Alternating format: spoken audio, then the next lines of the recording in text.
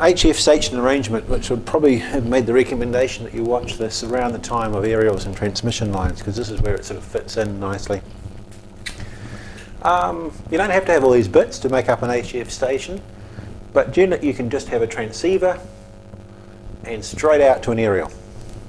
If you've got an aerial on the high frequency bands or VHF, UHF that looks like a 50 ohm load at the frequency you want to operate it on, that's fine, and you don't want to have a higher power output, and your transceiver's got a standing wave ratio meter built into it so you can keep a check on your aerial, you can get by with just the transceiver straight up to the aerial. People often want to run higher power. Now most transceivers, high frequency ones, produce about 100 watts output. Now that's enough to work the world on that, or especially around New Zealand anyway, and if the conditions are right, and you know, you could probably talk to the other side of the world on just a few watts, but if you want to compete with some of the California kilowatts around and so on, and sometimes it helps to have a bit more power.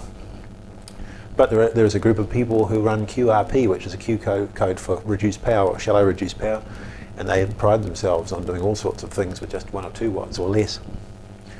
But what if we want to run the maximum power level in New Zealand, which is 500 watts? There aren't really any high frequency transceivers that will produce that. Some of the Yaesu ones will do about 200. But say if you want to run the legal limit, then you have to have an amplifier. So you attach an amplifier after your transceiver. Okay, now these lines are all 50 ohm cable. That's mentioned, there's a question about the exam. You want to know how they're hooked together. It's not string, it's a 50 ohm cable. This is a block diagram again. Now, one problem you can have with any amplifier is you generate harmonics. Now, all the new transistorized amplifiers and transceivers have got filters switched inside, and as you change bands, you can go click, click, click as electric switches, relays, switch different filters in and out, just to clean the output up. So there's a low pass filter. It will allow the signal you're operating on to go through, but will stop any of the higher frequencies and the harmonics from getting out, because harmonics cause interference to TVs and other services, and that's not good. Some of the older linear amplifiers, especially the valve ones, just used to have, they didn't have switched low pass filters, they just had a capacitor inductor arrangement called a pi coupler, which doesn't always suppress harmonics as well as the more modern sets. So you can get low pass filters that you can switch. You can put in it's a box with a coaxial connector at each end, and it's got a circuit, just for those who are interested, an inductor and a capacitor ground like that. It's called a pi filter, and you can have several of those in section, another inductor, capacitor, and so on. And that was mounted inside a box. And what they did, well, you didn't want to have to keep switching different ones in for every band. That could be a pain in the backside. So what they basically designed these things for, and you can still get them, is just a metal box with a connector on each end, or you can build them yourself, is that they'll allow everything up to about 30 megahertz to get through fine. But above that, they roll it off. So any signals higher up would not get out. So by the time you're getting up to the first 1 or 2 TV channels, around the 45-50 megahertz mark, you'd hope that any harmonics of any of the high frequency signals you're producing would not be getting out. The reason they roll them off at 30 is because the top amateur band on the high frequency bands is the 10 meter band, which is 28 to 30 megahertz. So that's optional. Certainly if you're getting problems with your neighbour's television set, it's something worth considering. Then you'd have a standing wave ratio meter to keep an idea what's happening on the transmission line. That's, as I said, it's optional. If you've got an aerial that's a 50 ohm load, you can just be going straight into the transceiver. But it's a good idea to have if you're running high powered like this. Now, what I want to spend a bit more time on is this sort of arrangement here. Often what people will do too is put a switch in here. They can switch from your aerial transmitter arrangement, Transmatch. You know, you may not have a Transmatch if you've got an aerial that's close to 50 ohms. You may choose to have a SWR meter to keep an eye on the aerial if there's not one in your set already, or older linear amplifiers wouldn't have had them. The newer ones will often have a SWR meter built in, but say you want to keep an eye on the set, you'll have one at this stage here, and there's a lot of different ways you can arrange a station, and often people would have a switch box here, so you could flick a switch and run down into a dummy load like this just to test to make sure everything's going properly without having to put annoying signals out in the air and interfering with other people. So it's good practice to do that. you're testing out to make sure everything is operating all right and your amplifier is running fine, run it into a dummy load rather than out into the air. That's an important principle. So we'll just come back to this last step in the line, and it has several different names. SWR meter. This thing here. That box is sometimes called an ATU, which is antenna tuning unit. Sometimes it's called a transmatch, and sometimes it's called an aerial tuner. Now, the term antenna tuner and aerial tuner is a misnomer. It does nothing to the aerial. It doesn't do anything to the tuning of the aerial. It does change how the rest of your station sees the standing waves on the transmission line. So transmatch is probably a better one. It matches your station to the transmission line out to the aerial. So transmatch is probably the better term for it. But the other terms are in common use, and you know what I mean if people refer to them. So what does it do? Well, on the high frequency bands, we often tolerate standing waves on our transmission line. We could have a dipole out there connected to some coaxial cable coming down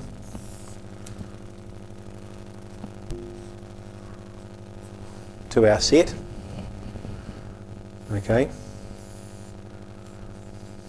Here we are, I've drawn the inner and the outer. So let's just remove that now. So that's what we're effectively dealing with, but let's just draw the aerial symbol here and just know that that's coaxial cable.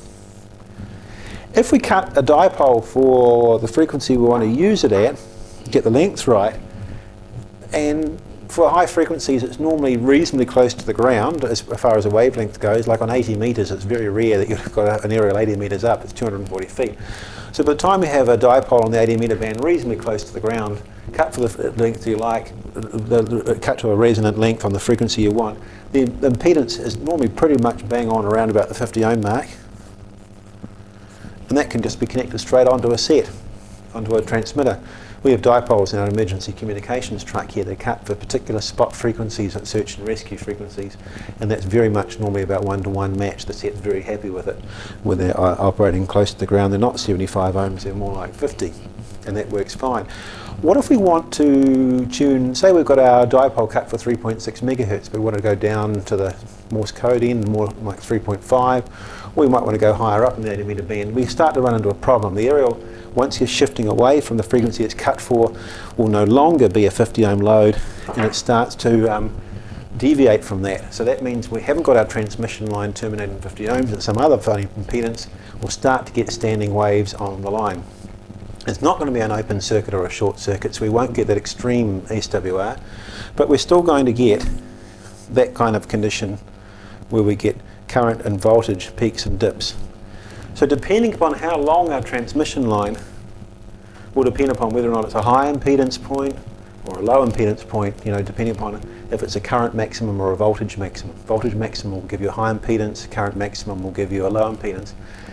And that could entirely make our set very unhappy or read a high. As we tune above and below that frequency it's cut for and try and transmit, we'll now get an SWR indication. Once it starts getting above 1.82 to 1, the amplifier or the transceiver, whatever's connected, if that's in circuit, the dotted line meant we could switch it in or out. These things start to get unhappy with the standing wave condition. So enter the transmatch. The transmatch is a gadget that allows us to use our aerials outside of the frequency they resonate at, and they start to give unacceptable standing wave ratios. Now remember we said, well, standing waves are bad because they can cause problems with our transmitter health. Well, this can fix that. The transmatch is a nice bit of gadgetry that can convert some awful standing wave ratio and impedance here, and as far as what we see into the input of it looking, we see 50 ohms, a 50 ohm termination, and everything else is happy. Could be a miserable standing wave ratio there. It looks like 50 ohms there. Why do we tolerate it? Well, it's a bit of a pain having to switch different lengths of aerials in for different frequencies, so that's why we do it. But hang on, won't it cause our increased line loss? Yes, that's true. But remember, line loss, additional line loss, as we covered in transmission lines, is increases according to how our matched line loss is. What that means is the higher the loss that line will give in match conditions, the higher the extra losses you lose due to standing waves on the line. So what that means is that, let's say on the 80 metre band, a piece of RG58 cable, which we were showing you before, you can go for quite long distances without losing very much power at all in the match condition. So even if you might have a 3 or 4 to 1 standing wave ratio on a piece of coax like that, if you've only got a 10 metre, 30 foot long feeder or 20 foot long feeder, 60 foot, 20 metres, you're not actually losing much extra power. So at those lower frequencies where the line has got quite low line losses, you can tolerate standing waves on your line. It doesn't cause much of a problem if you're not running the line anywhere near its maximum power and so on. So we take advantage of that fact and say, well, let's just tolerate the standing wave ratio and put a gadget in there that converts that funny impedance causing that standing wave ratio back to 50 ohms, and that's what the Transmatch does. And just quickly show you one. We'll show you one close up in the middle. Here we go. That's a Daiwa. You see those on trade me all the time. Well worth getting hold of. It's got some capacitors and an inductor and a few other bits and pieces, and that will do the job for us. That's called a manual antenna tuner. You've got to physically adjust it yourself. And what you do, it's got 3 controls on it. I'll quickly draw the circuit in a minute. It's got one for selecting inductance, the other one's for selecting capacitance, and you just juggle the 3, and you get quite good at it after a while until you get a nice low standing wave ratio. And I think of these things as being a bit like a gearbox, really, in that your transmitter is like a stationary engine, Lister diesel or something.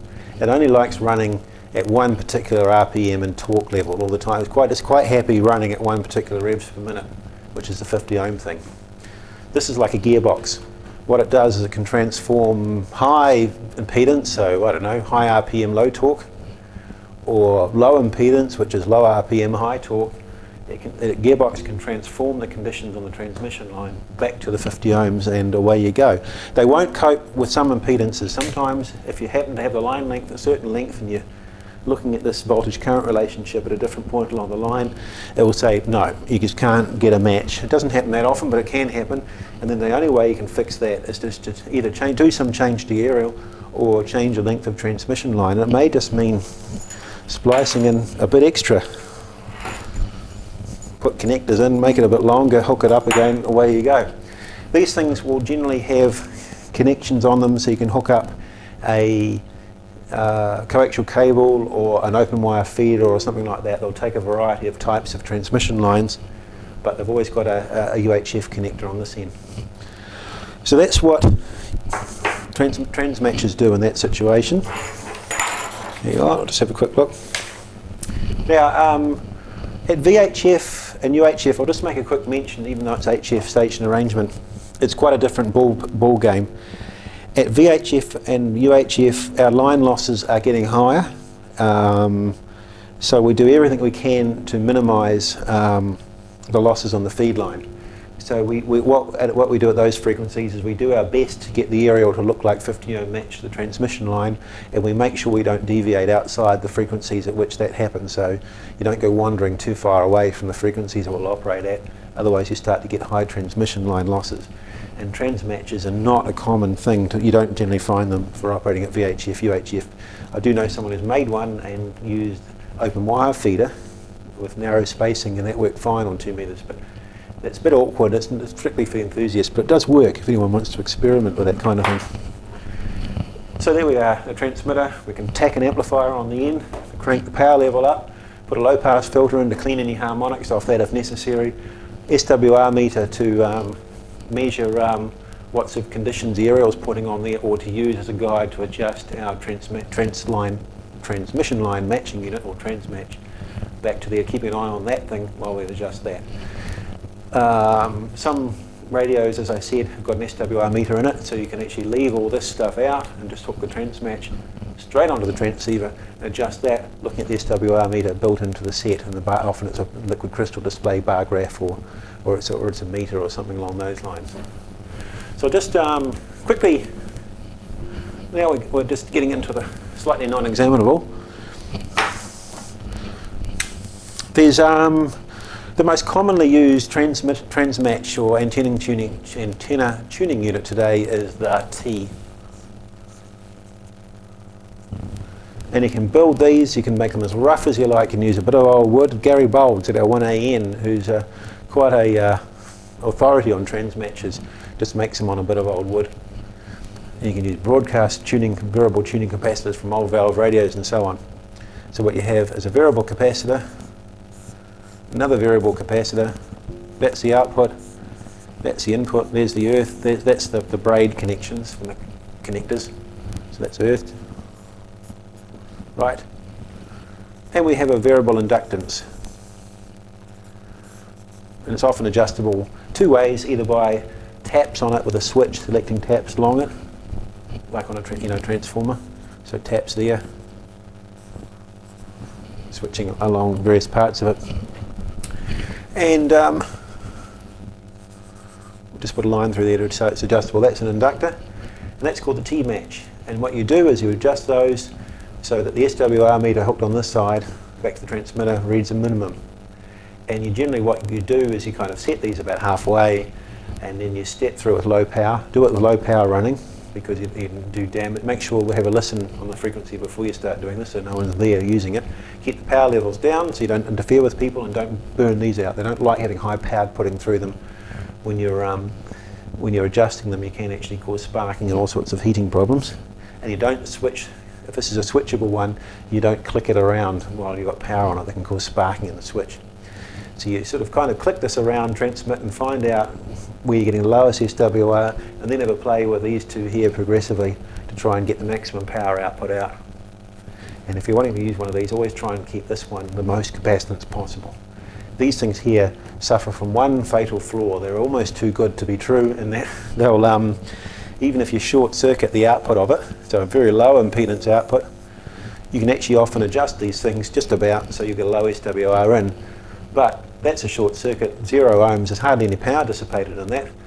These things here go up in smoke. It'll almost unsolder itself. It gets so hot. It's almost like tuning up into itself. So all the wiring inside there becomes a load. So just something to be. But yeah, that's the T-match. The other one, which is used in the automatic tuners, is the pi. Now you can see why the other one was T, because it was like a T shape. And this is like a pi shape, like the low pass filters that we mentioned before. And here's our variable. These are made variable. They find these things used in automatic antenna tuners. I'm going to show you one in a minute. What they have is a whole series of inductors going from small to bigger to bigger to bigger, progressive doubling in size, and electric switches. They can just switch them in progressively. You can switch a bit of the small, a bit more of the big, and you can get all sorts of different values from very small to very high with small steps in between. Same with this, a whole heap of values of capacitor from very big to very small, and you can switch progressively different amounts of it in under control of a microprocessor. So they have an electronic standing wave ratio sensor, and what they do is they run through a whole lot of combinations of this to try and find the one that's going to work and give the match. They can do another clever trick. What they can do is switch these ones out altogether, and then what you call is an owl. This is called an owl match. One coil, one inductor, and then if that doesn't work, it will switch this one out altogether and try other combinations. So it's got 3 different configurations which can give you a different range of impedance, and you can match to get around those tricky conditions. Quite clever bits of technology, quite commonly used nowadays. That's the automatic antenna tuner. There are other automatic antenna tuner possibilities. There's the older ones for open wire feeders that use parallel resonance circuits and things like that that work fine. So there are other possibilities, and they're all covered in the antenna handbooks. So in a later session, hopefully in a practical session, we'll show you how to tune these things up. What I'll do now is just want to show you inside a couple of antenna tuners. A manual one and an automatic one. Now the manual one, like a lot of them, have actually got a standing wave ratio meter built into them. So you don't have to run a separate cable and have a separate antenna SWR meter separate. It actually has it built in. And it's also got other facilities too. You can actually have a front panel switch, and you can have two aerials wired up to it. You might have one for different high frequency bands and one for another, or different directions, and you can switch between them. So it just means less switches and no need a meter. It's all built in. Some of them even have a dummy load built in them. You can flick the transmitter to a dummy load. So it's quite versatile device. Right, just going to show you a couple of these Transmatches, antenna tuning units. Remember I said they go by several different names. So this is a not uncommon one, the sort of Daiwa family. They still make them, and this one's quite old. This one's probably, you know, getting on for 20 years old, but there's absolutely nothing wrong with them. You can get hold of one of these sorts of things off Trade Me for a good price. Grab it. What would you pay? I don't know. You'd pay anything up to over 100, you know, new these things are several $100s. If you can get one for around the 100, 150, if it goes all right, grab it. They're quite nice. Now, you can see the three knobs there. The left-hand one, the right-hand one are the tuning capacitors, and the one in the middle, that selects the inductor amount you want, and these are tuning capacitors, which I'll show you inside.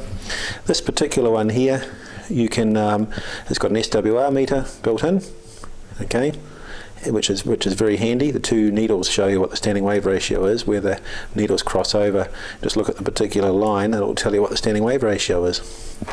It also will measure how much power you're putting over your transmitter, and it's got 20 watts full scale or 200 watts full scale. Okay, you can switch the tuner in or out. If you've got an antenna on the output which is looking very close to 50 ohms, you can actually take the tuner out. You don't need it in. It will just lose you a bit of power. And you can switch between antenna 1 and antenna 2, because if you look on the back panel, that's the input connection going to the transmitter, and that's aerial 1 or aerial 2, and you've also got the option of a wire aerial as well, a long wire aerial and an earth. You can get a matching transformer and put it in there and connect it onto an open wire feeder as well. So if you look inside the thing, here's the two, you can see them moving there, the two variable capacitors, okay, for the T-match. And then here is a switched arrangement, this inductor and that inductor there, different amounts of it are switched in and out. We'll just turn it around. Inside that shielded box at the back is the sensing circuitry for the standing wave ratio meter, and this wiring here going forward to the meter here. And you can see the cable coming out of the sensing arrangement into the antenna tuner. Okay, so that's the Daiwa unit. I've got a small lower powered one here, which I did show you bits of this way back when we're talking about variable capacitors and variable inductors. This uses a T-match as well. Here's one capacitor, here's the second capacitor, here's the inductor, there's a switch. And this arrangement in here, the resistors and the meter and so on, is the SWR sensing system. And there's another switch here. We can change it from a T to an L. You can actually change different configurations of it, which is quite, I did that more as a bit of fun, just to try different arrangements. And on the back it's got the transmitter connection, the aerial connection, and instead of that you can actually have a wire aerial and a ground there as an alternative arrangement. Now you might say, well, goodness gracious me, it's a lunchbox. Well, it is actually. It's a click-clack box. The lid, take the lid off. It's a bit dusty, this one has been through the Molesworth recently. Inside there's a lid, so we've got a metal box inside. You can see the brand name, SGC. This is an SGC antenna tuner. I loosened the screws before. This is an automatic antenna tuner. These are quite clever arrangements. They're a bit more expensive than the manual ones. This one's made in the States. It's about the sort of the basement model. Here's the input connection at this end. Comes in through here. And then at the output end, there's a UHF connector to go to the aerial, or you can hook a wire and an earth there. Now this uses that pi system where you've got capacitors and inductors and so on. And what they do, if you look here, here's one inductor, another one with more turns of wire, more turns with tape to hold them together, more larger. And then you see around them these little boxes here. These are relays. Relays are an electromechanical switch. It's just a way that the microprocessor can switch the coils in and out, just to vary the amount of inductance in use. Here's the switched array of capacitors with a bank of relays underneath that sticker, another lot of capacitors here with another lot of relays there. And then if you look way down here, nice little transformer arrangements here. Be careful, they're quite fragile. That's the standing wave sensing system. And here you can see the control logic. There's a microprocessor there. So that lot there is constantly keeping an eye on the standing wave ratio while switching in and out different relays, and these things make a lovely clackety-clack noise while they do that. And then they come up with a solution and stop. Sometimes they won't find a solution, they'll just give up the ghost and won't try anymore. And then on the front here, on this particular one, you can lock it. Now, what this does is if you're not happy with the tune, you want it to have another go, you can force it to do that. You can push the reset button and it will just tell the microprocessor to forget everything and try again. Put some power through, let it clacker away, and then it will find a solution. You have to have the switch in the tune position. These things, you wire these up yourself so you can have a remote control. At the Civil Defence rooms, we've got one of these in a waterproof box outside, and this remote control is brought inside. Once it's found a solution, it's not idea to lock it, idea to lock it, just in case if the aerial blows around the breeze a bit or something like that, or just and changes its conditions slightly, the thing won't try and run through a tuning program, which can be a bit of a nuisance if you're talking to someone, because your signal will drift up and down in power, and it's a bit hard on those switching relays inside. So there you are, that's an automatic antenna tuner. They come in all different shapes and sizes. You can get ones with dedicated waterproof boxes to be put outside. People use in their cars with mobile antenna installations. People use them on yachts so they can use the backstay as an aerial and then run it at a whole different frequencies. It won't be the right length probably on any frequency you want. So this thing here will change the standing wave ratio from some strange figure, some strange impedance, back to 50 ohms to run your transmitter in. What I'm going to talk about now is not a section of the NZART question bank as such, but it's one I think that belongs in there somewhere, and I've put it in around the receiver and transmitter section, and it's the subject of modulation. And you hear this term all the time. Lay people use it all the time when they talk about AM or FM. The M stands for the modulation, amplitude modulation or frequency modulation, and it's an integral part of radio. And what modulation is a process where we put the intelligence that we want to transmit and receive, that we want to send, on to a carrier wave of some sort. So it's a process of putting the intelligence, voice, data, Morse code, television, whatever, onto a carrier wave. And why do we do this? Well, the most common thing that our sandwiches are involved with is voice or phone. You hear that term phone mentioned, and it's just goes back to the old days of radio when telephones were commonly carrying audio, of course, and sometimes use microphones from telephone systems to produce the sound signal to put onto a carrier. And I think the term phone stuck back then because of that. Now, if we want to send a sound wave, some sound information, as in voice, across town or across the world, we can't just do it at sound frequencies. It's just not practical. You think voice, your human ear can hear down to a few hundred hertz or a few tens of hertz, which would be a low hum or more of a feel it as a vibration.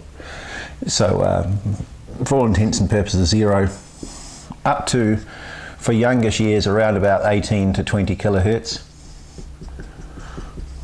And as you get older, your upper threshold falls off. At 41, mine's down to probably about 15 or 16 kilohertz. Or if you have hearing damage from using ramset guns or shooting or things like that without hearing protection, you lose the high tones first.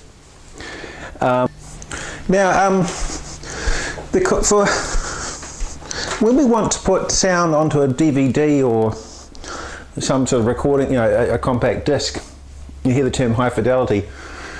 What the meaning is that sound is recorded, is played back very close to what went to the microphone in the recording studio, and in order to do that, you need to be able to record everything from nothing up to the 20 kilohertz mark. Now, most of the musical instrument range, you know, the high end of a piano and things like that, is only up in several kilohertz. And you think, well, why bother with all the higher stuff? Well, it's all the higher pitched notes that give it the crispness and so on.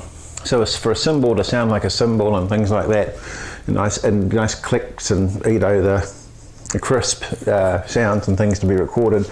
You need sound out that far. But for communications purposes, we don't have to have as many high notes, and generally around about the 2.5 kilohertz mark is fine. We don't need anything much above that. Broadcast AM goes up to, puts the highest notes about 9 kilohertz, and FM broadcasting is around about the 15, 16, around about that sort of mark. That's why it tends to, one of the reasons it sounds better is that you have higher tones being transmitted, and it makes the sound, music and voice sound more real.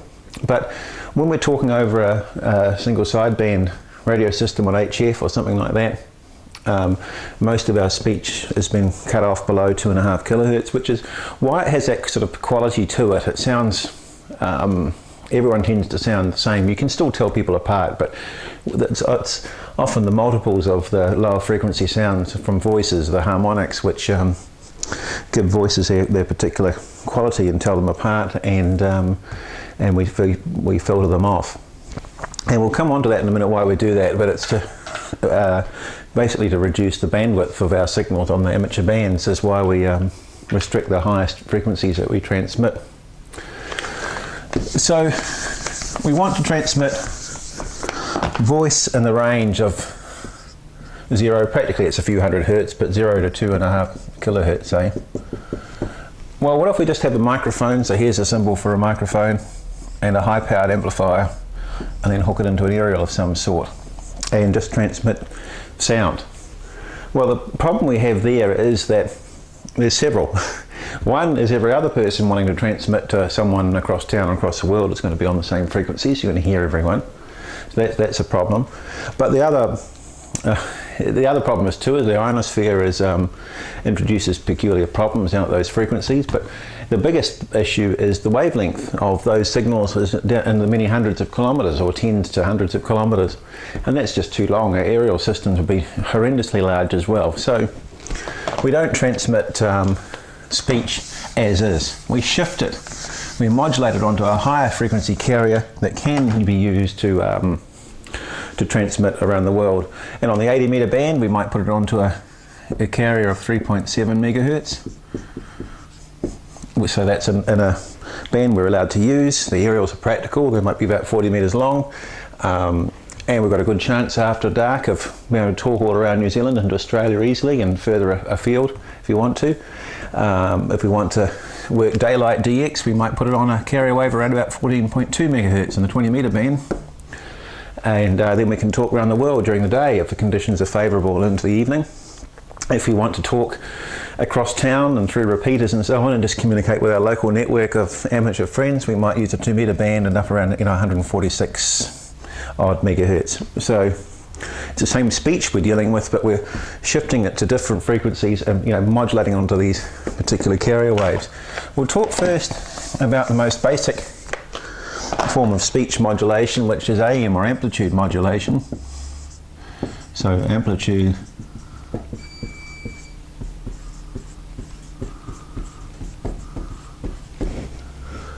beat, don't know what that was.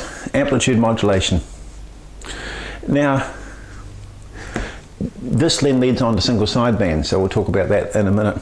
Amplitude modulation is what we use in the 500 kilohertz to 1.6 megahertz AM band. It's still used for air-to-ground communications to aircraft in the range of 118 to 130 odd megahertz. So it's still in common use in its purest form. And what it is, it's where we modulate the carrier wave, the amplitude of the carrier wave according to the sound information we want to transmit. Now it's not quite as simple as that, and I'll come on to that in a minute, but so we might have a carrier wave here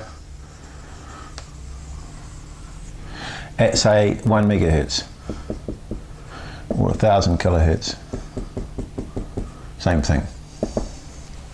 Now, we might want to put some voice onto that particular carrier wave, and a voice waveform is quite a complicated appearance to it, because it's got sort of fundamental and harmonics and so on. But just to keep it simple, why don't we just say it's a 1 kilohertz note, a tone, which would be a reasonably high pitched beeping sound.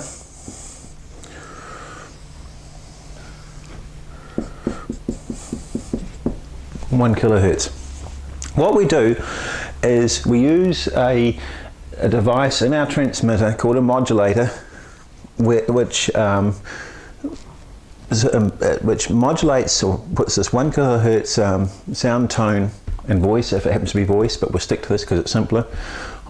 For a voice would be identical, onto our 1 megahertz carrier wave. Now if we draw a block diagram, we're going to come on to transmitters in a minute. So we might have some device here called a carrier generator, which could be a crystal oscillator or some sort of synthesized system or something like that, as we talked about in receivers. A carrier generator, a modulator of some sort, modulating device. Here's our microphone and here's our sound amplifier. Now this is an oversimplification, but it will do for the purpose of explanation. And then off we go up to the aerial.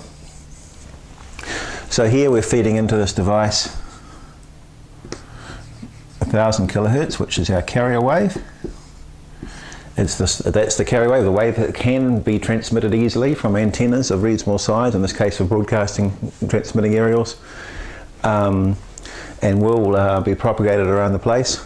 And our sound, here's our sound signal coming in here at 1 kilohertz, which is unsuitable because it's far too long a wavelength, and there's other problems we had talked about before for transmission. And coming out here will be a 1 megahertz or 1000 kilohertz carrier wave with the 1 kilohertz information superimposed or modulated onto it, and off it goes for its trip to the receiving aerial. So let's just look what that signal looks like. And we'll show you real examples. We've got a spectrum analyzer, a signal generator, and an oscilloscope here to be able to show you what these things look like.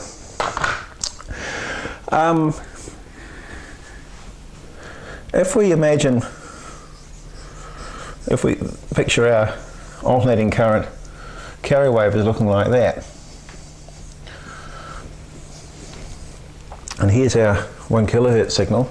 When we modulate that onto that, an amplitude modulation, we change the strength, the amplitude of the carrier, and we end up with a signal that looks like this added onto that.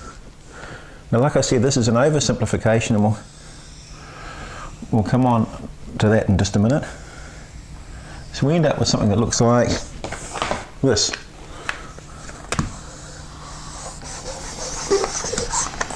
Oops. You get the picture? I'll give you a duster in a minute. This one's a bit kaput. Okay, so we'll just redraw that. Might be easier. Ah, it's got a drawing pin stuck in it. I wonder it wouldn't work. And it's scratched the whiteboard. Great.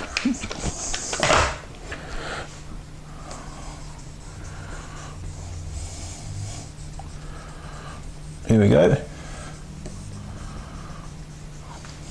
You end up with a signal that looks like that, increasing in amplitude, decreasing in amplitude, increasing in amplitude, corresponding to the carrier wave superimposed on it. In reality, something a little bit more interesting actually happens. That's what it looks like, and we'll show you on an oscilloscope in a minute. But the process of modulating that 1 kilohertz signal onto the 1000 kilohertz carrier is a process in which new signals are created called sidebands. And there's two sidebands, and an upper and lower, and I'll draw it for you in a minute. And the combination of the upper sideband, the lower sideband, and the carrier wave produces a signal that looks like that.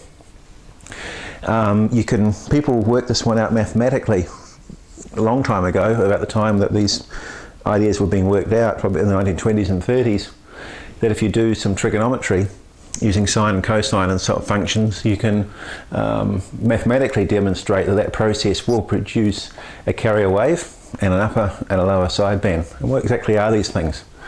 Well, we can look at it this way. We can draw, rather than draw an alternating current waveform in time, we can look at it according to the electromagnetic spectrum. So here's a strength on this axis here, and here's increasing frequency along there. And on this, we can draw a line here at 1 megahertz or 1000 kilohertz. There's our carrier wave sitting on the electromagnetic spectrum, and its height is according to how strong it is. It's just arbitrary. We haven't got any units on the scale. We don't need it. When we put our 1000 hertz or 1 kilohertz tone on and modulate it, amplitude modulate that carrier, if you look at it this way, you don't see this veering up and down in the strength. It stays at a constant strength. I know this sounds a bit bizarre, but it's a reality. And what happens is two new signals appear above and below the carrier, and that's called the upper sideband, lower sideband. And here's your carrier.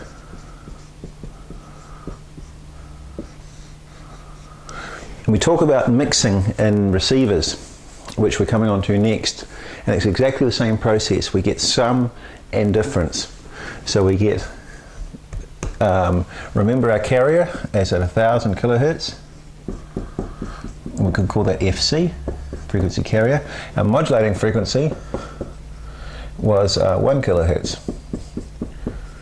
And it's very simple to work out where they are. The upper sideband is the carrier plus the modulating frequency. So that's going to be 1001 kilohertz as the frequency of the upper sideband. The lower sideband is the difference, as one minus the other. So the carrier, which is 1000 kilohertz minus 1 kilohertz, is 999 kilohertz. Here you are, an upper sideband and a lower sideband. If you now this is an important thing to get across too, is if you switch that tone off and you stop transmitting any modulating signal, the carrier persists but the sidebands disappear. They just go. The carrier stays there the whole time. Turn the tone back on into the microphone. If you whistle, if you whistle a tone, a rising frequency, you will see the sidebands moving out and moving back in and out and in. If you transmit music into the microphone, music is a mixture of a whole lot of different frequencies all at once, you'll see a whole lot of stuff appearing and changing. And if there's a break in music before an ad break, it'll all disappear and then it'll all come back again with a speech during advertisement or music.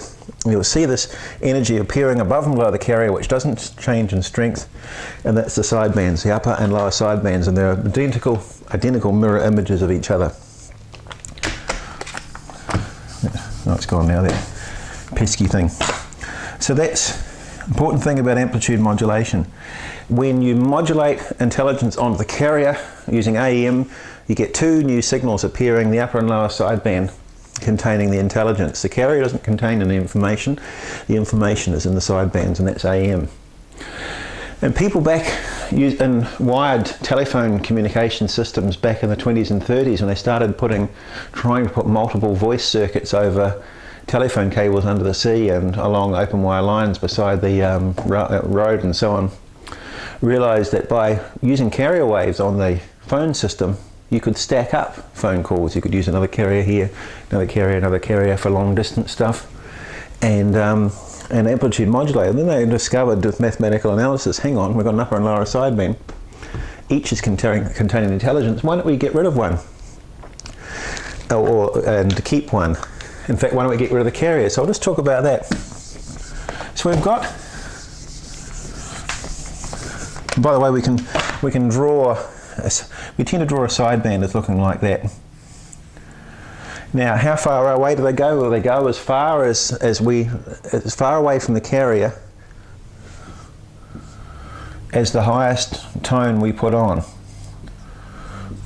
So if it's an AM broadcast channel, they filter off anything below 9 kilohertz. So the furthest away the sidebands get is 9 kilohertz, either direction. So it means the bandwidth on the radio dial of an AM broadcast signal maximum is 18 kilohertz. There's nothing when there's nothing been, when the announcer stops talking, it's nothing, but then the music appears, and the most it will go out to is 18 kilohertz wide, and that's why they limit it. You can't, yes, it'd be nice to go out to 20 kilohertz and get nice sound, but you can't stack as many signals up the band. You can't fit as many radio stations into the dial. They'll start interfering with each other. When you tune to one, you'll hear the one next door, and so on. And AM communication systems, like on air to ground and so on, where AM is used, you're restricted to about 2 to 3 kilohertz, and it makes it much narrower again. Now, just coming to where all the power is and all this. That's why we, just a minute, that's why we draw it like this, is coming to a stop. That's the upper sideband. It comes to a stop at the point where we've filtered off. That's the highest speech we allowed into the modulator. Now, one of the first things people thought about, well, this carrier wave doesn't transmit the intelligence, and about 3/4 of the power is in the carrier wave, and about 1/4 is spread evenly between the upper and lower of the transmitter power. When you fully modulate the AM carrier, that is, we won't go into AM theory in any great detail, but when the carrier wave comes back to nothing on the scope, as opposed to this sort of thing here, if we put maximum possible speech energy onto the system, 1/4 of the energy is in the side bands, in other words 1/8 in each one, or 12.5%, and 75% of the power is in the carrier. Well, that's a lot of wasted power. The carrier is just going along for the ride, effectively. So why don't we get rid of the carrier? We can still transmit this energy. It's still up, occupying space between 999 for that tone, and 1,000, a bit more if you're transmitting music and so on, and speech. So it's still transmittable. It's still up there in the radio spectrum, but we just saved ourselves a whole lot of energy. And we thought, well, hang on, the sideband's the same. Right, there we are. We'll only transmit one sideband. Doesn't matter which one it is, they've both got the same information in them. So what we've now done, instead of got 3/4 of the power of the carrier, we can put all, and 1/8 in one sideband, we can now put all of the power into the sidebands and amplify them up and transmit into one of the sidebands, and we get 8 times the power, if you like, and the bit of information we need. So single sideband is a much more efficient way of transmitting information, speech and so on, rather compared to full AM with a carrier on the other sideband. In fact, it's probably the proper name is single sideband suppressed carrier. The carrier has been suppressed, and we've just got one sideband, single sideband. The other thing is it's easier on transmitters too. In an AM system, the carrier is going all the time, so the amplifiers that handle that are having to cope with carrier wave the whole time, whereas whereas the sidebands are only appearing when you're talking, and when people talk they pause, and sometimes might hum and ha a bit, and there might not be that much energy being transmitted, but there are pauses to stop and think and so on, and in between the sidebands disappeared. So in a single sideband system, you haven't got a carrier there generating heat in the transmitter system the whole time, wasting power on that. And when no one's talking, this is another interesting thing, when there's no speech, there's nothing going out of your ear, then you start talking and then the sideband appears. If you looked at it on a spectrum analyzer that displays this, you'd see signals appearing and then disappearing and appearing and changing in strength according to how loud you're talking and so on. So that's the idea behind single sideband. It's to allow us to transmit. It's a form of amplitude modulation, and it's a lot more efficient because we're not wasting power in the carrier and so on. And we talk a bit more about it and how it's received when we talk about receivers, and in a minute we'll talk about how we produce it in transmitters. Well, I'm going to talk about it in a few minutes, but they're going to be separated slightly on the DVD. Sorry about that. Right, what we'll do is just show you using some test equipment. So I'll just set that up and can actually show you what an AM signal looks like on an oscilloscope and a spectrum analyzer. Right, I'm just going to give a demonstration of amplitude modulation, and you can probably hear a bit of noise in the background. We've got several items of equipment here, as you can see, an oscilloscope at the end, a spectrum analyzer there, and a signal generator over this end here. The signal generator belongs to me, but the other two pieces of nice gear belong to Grant, who does the editing of the DVDs for us. Signal generator is a device for generating a signal at radio, well, any frequencies, audio right up, but in this case, or a SIGGEN for short, it can generate a radio frequency, this particular one, in the range of 450 kilohertz up to 520 megs, which is pretty modest nowadays. A lot of gear will go up into the thousands of megahertz. There's a frequency display here and frequency tuning. At this side here we've got a modulation control for producing amplitude or frequency modulation, and the meter tells us how much modulation we're putting onto the carrier, and the right hand end over here is the output level control, and the meter there and the knob below it is used for setting it. In the middle here we have a, sorry about the bumping around there, a spectrum analyzer. This one's an NZART one, sort of a copy of Hewlett-Packard gear, and over on the left hand side an oscilloscope, which okay, we'll just talk about the function of those in now, and then we'll talk about what we're actually displaying. But on a spectrum analyzer is a device that will display along this axis here signals according to their frequency, okay, and this way their strength.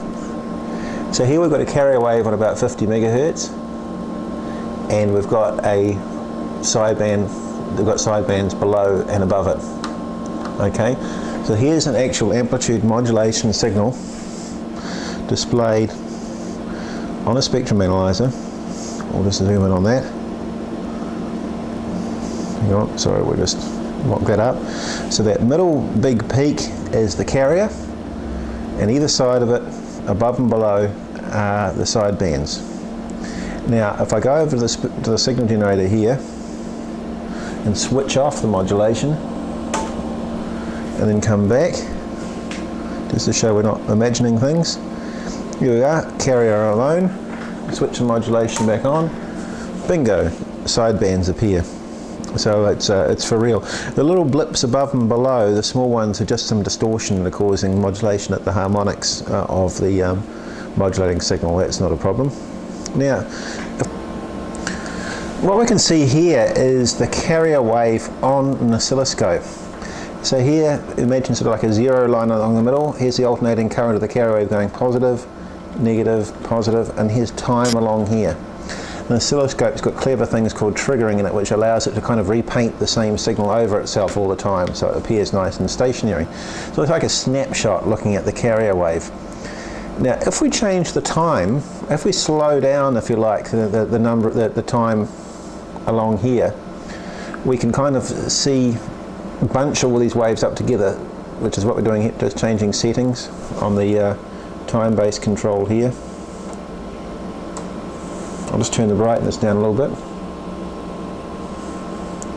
Just move the position back in the middle there, we go. So imagine that's the carrier wave there. We're just looking at it without any modulation on it. Now we'll switch the modulation on.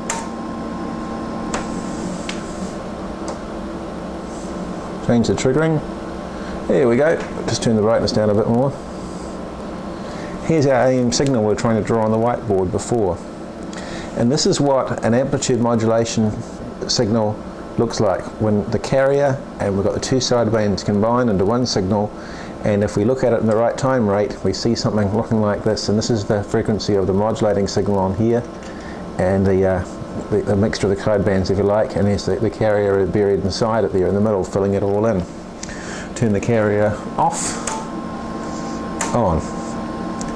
Now, if we increase on the signal generator off view, if we increase the strength of the modulating signal, we increase the depth of the modulation, if you like. So there's very little modulation then, it goes a bit out of lock.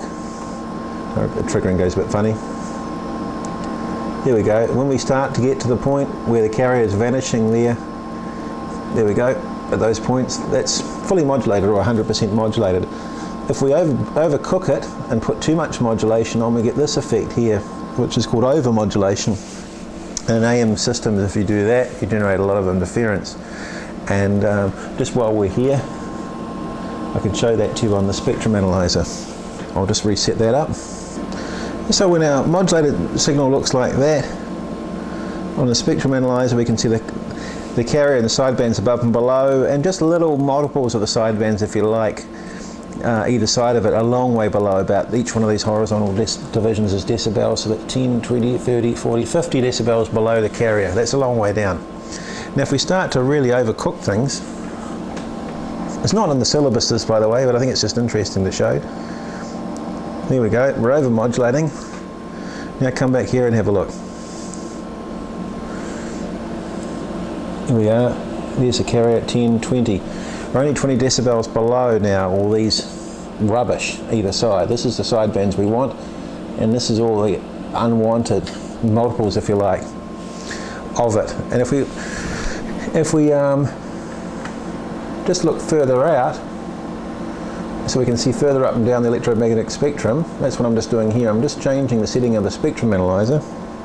You can see here, so each one of these bumps is a multiple of the modulating frequency. So if you're a station operating nearby to a station that's over-modulating like this, you'll hear it. That's called splatter, and that happens on single sideband as well for similar reasons. If you really overdrive your transmitter, put too much, wind the microphone gain right up and start overdoing things, the sounds within your voice will combine together to generate sort of this kind of splatter stuff, which is very similar to what's going on here. Not quite the same, but very similar, and spreading out for miles up and down the band. It makes a real nuisance of yourself. So when we crank the modulation back down to a more reasonable level, you can see how the signal's much cleaner and narrower on the band, where as it should be. All right, we'll have a talk about frequency modulation now. Right, further on from amplitude modulation and single sideband is frequency modulation, FM, which we're all familiar with, FM broadcasting in the 88 to 108 megahertz band. Television sound uses FM. A lot of our voice communications on VHF and UHF on the 2 meter band and up is on FM. There's a little bit of narrow band FM stuff going on the high frequency bands, especially on 10 meters, but not a lot down there. A lot of commercial land mobile operations nowadays is FM, probably much more FM than AM.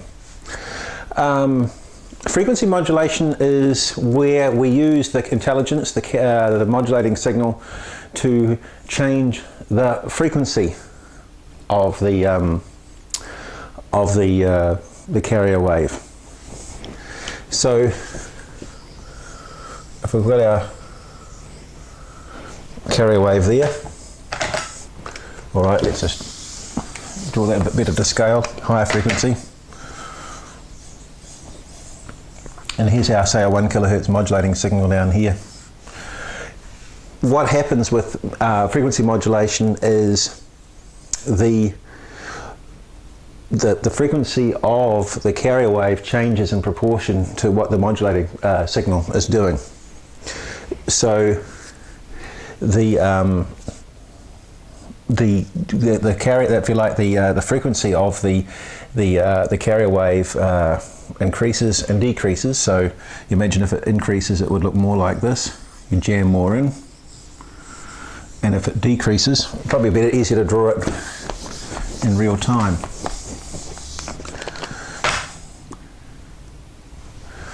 So as we reach a crest here, it increases in frequency and then decreases out, and then increases in frequency and then decreases out. And the rate at which it changes its frequency is determined by the modulating signal. So the higher the pitch of the voice, if you like, the faster it rises and falls in frequency, and the greater the amplitude of the modulating signal, the stronger it is, the further away it changes in frequency. So the higher up it goes and the lower down it goes. So if you draw it on a spectrum analyzer, the carrier frequency is actually wobbling up and down, and the higher the stronger, the louder you're talking to the microphone, the further it goes, and the higher the frequency, the faster it's doing it. It's shifting in frequency. The amount that it moves up and down is called the deviation. And you'll hear people talk about this on the air. If you have your microphone amplifier set to a low gain and low amount of amplification in your FM transmitter, people on the other end don't hear you talking as loud. There's not as much sound recovered from the signal at the other end, and they say your deviation is down. If you crank the deviation too far up, the FM signal moves too far above and below in the bandwidth for your receiver to pick it up, and you start getting distortion problems, and they say you're over deviating. In fact, on some receivers, if the deviation is sent too much at the transmitting end, at the receiving end, your squelch system, the noise system for shutting it down, will just recognise this distorted signal as noise, and it will shut. And you can see that happen sometimes on some narrow FM systems. If the transmitting end is set too wide, the receiver just sort of recognises being an interfering signal and switches it off altogether. So that's what deviation is. Why do we use FM? We'll talk about that in receivers, which is coming up the next subject in the question bank. But basically it's, just to cover at this point, impulse noise and rubbish is normally an amplitude component, if you like, on a signal. It's a change in the amplitude. It's clicks and pops that your AM receiver or sideband receiver will demodulate. With FM, the clever thing about it is, as I said, we'll go into this a bit more in receivers, any noises and pops that are riding along, from ignition noise or things like that, are sort of superimposed on the top of it. And in the receiver, you can put it through a limiter which planes off the amplitude stuff on the top, but you're still left with the same frequency modulation information there. So you can clean the signal up before you remove the audio off it. So that's why FM sound, one of the reasons FM sounds so nice on broadcasts, FM in your car and on the TV set and so on, is that it's very immune to interference, whereas AM isn't. You get all the noise and so on. The other reason too is that FM for broadcasting is used at higher frequencies, like up in the VHF band, where there's a lot more room on the dial. Like the FM band goes from 88 to 108 megahertz. What's that? 20 megahertz wide. The AM broadcast band is 0.5 roughly to 1.5. That's 1 megahertz wide. 20 times the different distance. So we can put stations on there with much wider bandwidths. So we can, it allows us to transmit the higher frequency sound components from the studio microphone and from the music and so on. We can take up more room on the band. It's not as simple as that. It's a gross oversimplification, but it kind of gives you the idea behind it. There are some drawbacks with FM for communications purposes. An FM channel typically is wider than AM or single sideband one, and that means that there's more that kind of, for various reasons I don't want to go into, that limits how weak a signal you can receive. The problem when you start to get down into weak signals, getting down into the noise levels of a noise generated in your receiver and terrestrial noise and things like that, is that in a wider bandwidth system you've got more noise coming through. Now I said FM is immune to it, but once it gets down to start getting down to very weak signals, your limiter level and your FM receiver might be set like that. It can't strip the noise off anymore. The noise starts coming along for a ride. You've got a wide bandwidth receiver in an FM system typically, much wider than an AM system.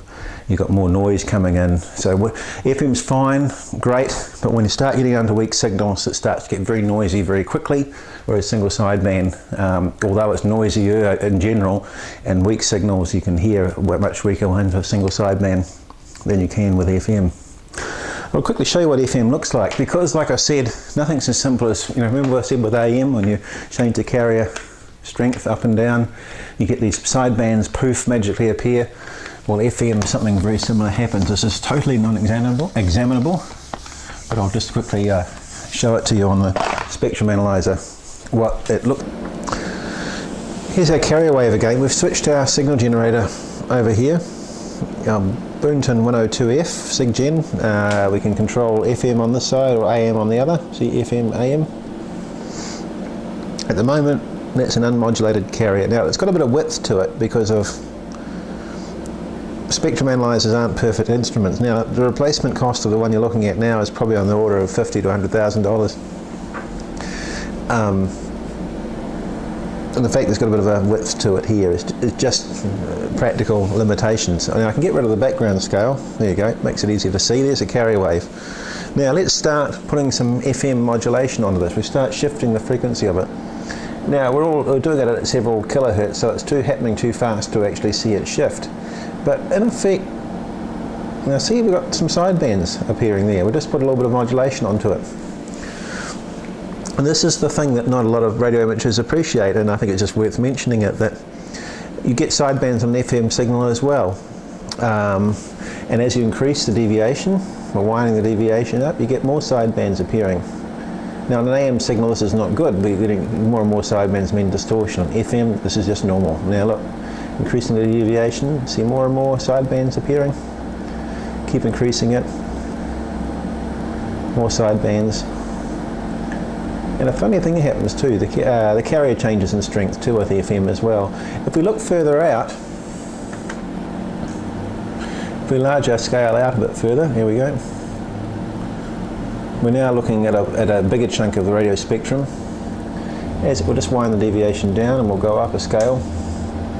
As we keep winding the deviation up of an FM signal, there you go, next scale up, it gets wider and wider on the band. And this is exactly what happens with FM broadcasting with a deviation of 75 kilohertz. We take up a big chunk. There's lots of sidebands going out either side. We only use about 5 kilohertz deviation, which I'll switch to now on VHF amateur communications. Here you are, it's 5 kilohertz deviation, much narrower signal. Crank it up to 75 kilohertz deviation, which is what we use on FM broadcast sound, a much wider signal. If we look further. The last thing I want to talk about in modulation, I'll just do it briefly because we're going to cover this a bit more when it comes to digital communications, is just mention frequency shift keying. Oh, there's a bit of pen here. Frequency shift keying and phase modulation. Now, these are techniques that are more akin to frequency modulation, and they've been, one of them, frequency shift keying, has been used by amateurs for many years, since about the 1950s, for what's called RTTY, or radio teletype. And this is for digital communications, if you like. We're just wanting it to transmit either in time, either something being on, a 1, or off, and a 0, or on, 1, 1, off, 0, 0. Now an example where we do that is in radio teletype.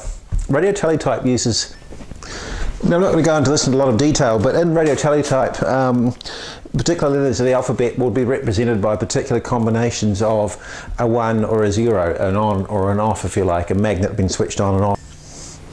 Now how that was done, was using a technique known as frequency shift keying. And what we did, and commonly this is done on high frequency single sideband. So here's the spectrum here. Here's where the carrier would have been. We can draw it as a dotted line when we suppress it. And what we'd do is we'd result in a tone being sent above the carrier frequency. 1200 Hertz is a commonly used frequency. 1200 Hertz above the carrier. And another one at 2200 Hertz above the carrier.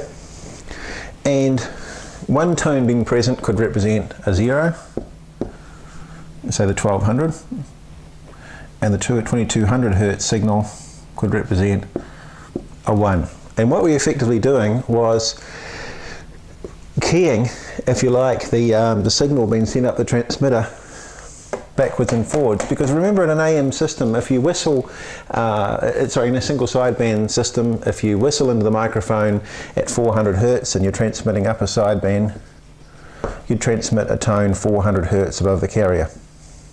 If you whistled in at 1200 Hertz, you'd be 1200 Hertz above the carrier, and at 2200 Hertz, and so on. And that's what was done with frequency shift keying, was you were effectively shifting a signal being transmitted between 1200 and 2200 hertz above where the carrier would have been, alternating backwards and forwards as your characters of the alphabet was sent according to keying on a keyboard.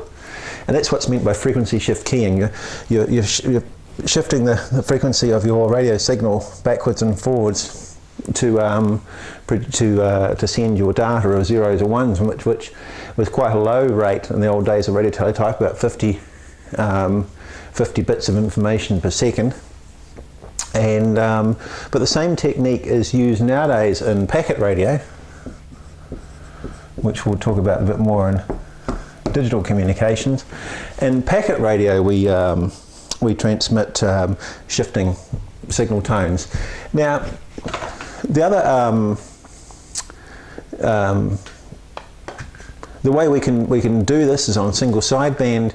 You can set up the transmit oscillator to shift backwards and forwards according to a 0 or 1, but an easier way is you just feed the alternating tones produced by a tone generator into the microphone socket, and that will result in the same thing happening. You can either do it directly by changing the frequency of your transmitted signal and keying it backwards and forwards, or you can do it by feeding sound.